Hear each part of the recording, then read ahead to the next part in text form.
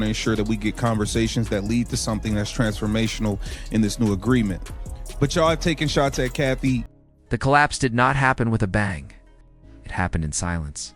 One moment the players believed they were still talking, still negotiating, still inching towards something that looked like progress. The next moment their messages were being left unread. No response. No counter. No warning. Just the quiet signal that the owners had walked away from the table.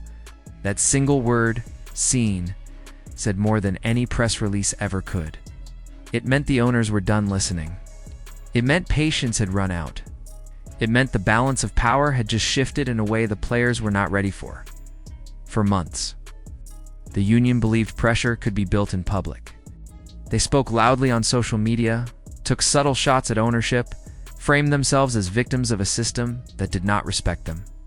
They thought public sympathy would force the owners to bend. They believed if fans were loud enough, the league would have no choice but to give in. But the owners were not playing a popularity contest.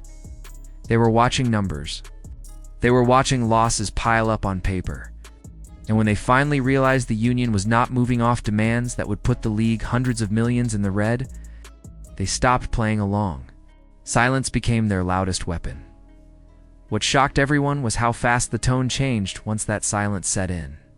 Suddenly, Right, so WNBA owners have officially left. The WNBPA and players' text message left on red. That's right. the union started talking about good faith.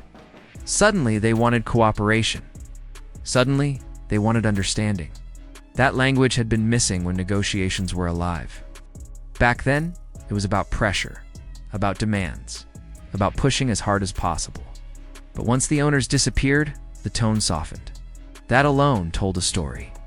It showed the union understood, maybe too late, that they had misjudged who actually held the final card. At the center of this storm sits a leadership group with serious questions. Hanging over it, union leaders are not just representing players. They are also running outside business projects that compete with or distract from the league itself. That conflict is impossible to ignore. How can leaders negotiate for what is best for all players when they also have personal financial interests tied to alternative leagues and side ventures? That shadow hangs over every demand they make. It makes owners question motives. It makes players question loyalty.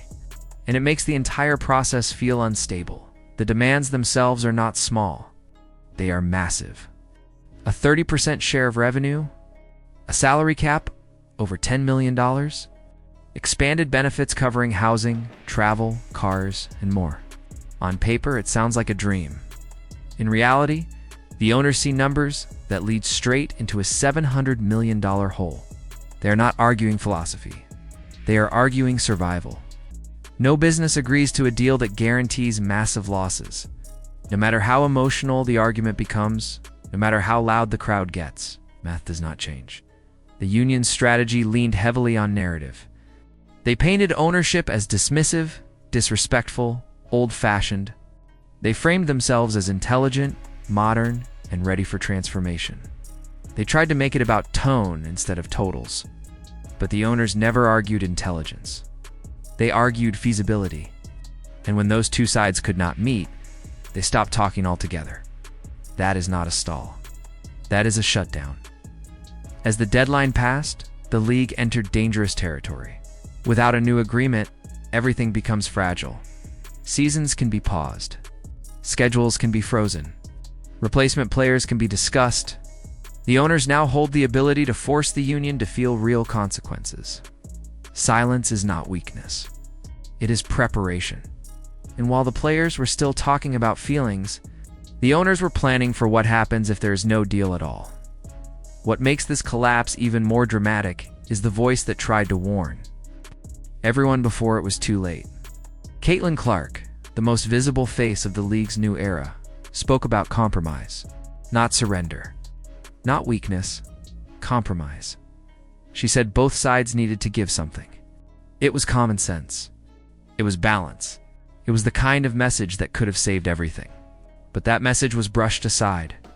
Union leaders avoided it, downplayed it, and redirected the conversation back to blaming ownership. In doing so, They ignored the one voice that actually carries weight with fans, sponsors, and the future of the league. That moment matters more than people realize. When the biggest star in your sport says both sides need to bend and leadership pretends it never happened, that is not unity. That is denial.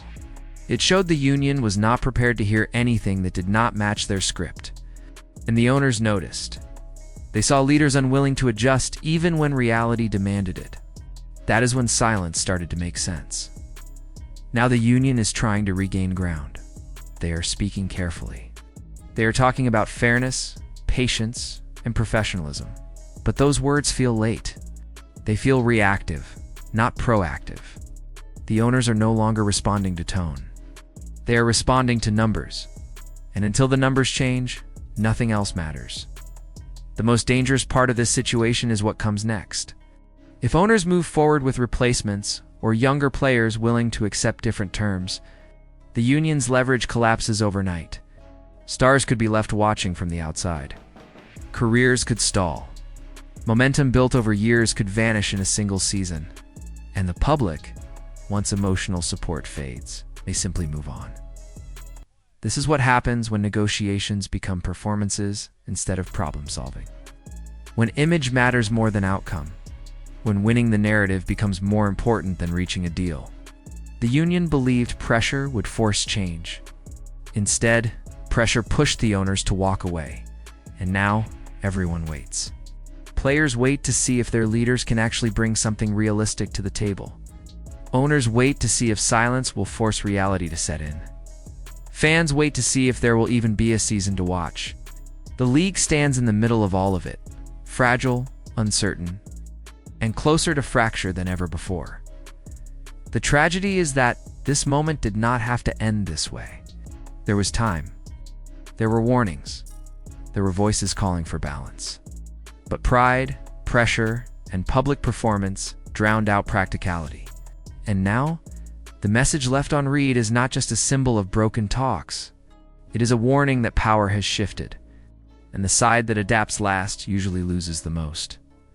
If this story shocked you, it should, because what happens next could change the WNBA forever. Do you think the players' union pushed too far? Do you think the owners acted too cold? And what do you think should happen next to